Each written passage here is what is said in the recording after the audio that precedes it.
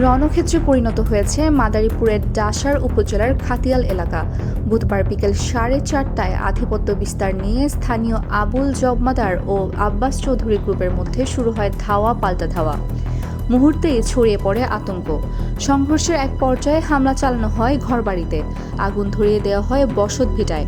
প্রত্যক্ষদর্শীরা জানান, সংঘর্ষ চলাকালীন অন্তত 10টি বাড়িতে আগুন দেওয়া হয় এবং চালানো হয় ব্যাপক লুটপাট। এই হামলায় উভয় পক্ষের অন্তত 5 জন আহত হয়েছেন। তবে গুরুতর আহত আব্বাস চৌধুরীকে আশঙ্কাজনক অবস্থায় উন্নত চিকিৎসার জন্য পাঠানো হয়েছে ঢাকা মেডিকেল কলেজ হাসপাতালে। খবর পেয়ে ঘটনাস্থলে ছুটে যান জেলা পুলিশ ও প্রশাসনের ঊর্ধ্বতন কর্মকর্তারা। আবুল জমাদ্দার ও আব্বাস চৌধুরী গ্রুপের মধ্যে আধিপত্য বিস্তারকে কেন্দ্র করে এই ঘটনার সূত্রপাত। বর্তমানে পরিস্থিতি নিয়ন্ত্রণে রাখতে এলাকায় অতিরিক্ত পুলিশ মোতায়েন করা হয়েছে। তবে বসতবাড়ি হারিয়ে কান্নায় ভেঙে পড়েছেন ভুক্তভোগী পরিবারগুলো। তাদের দাবি, দ্রুত যেন দোষীদের আইনের আওতায় আনা হয়। NBN news, Madaripur.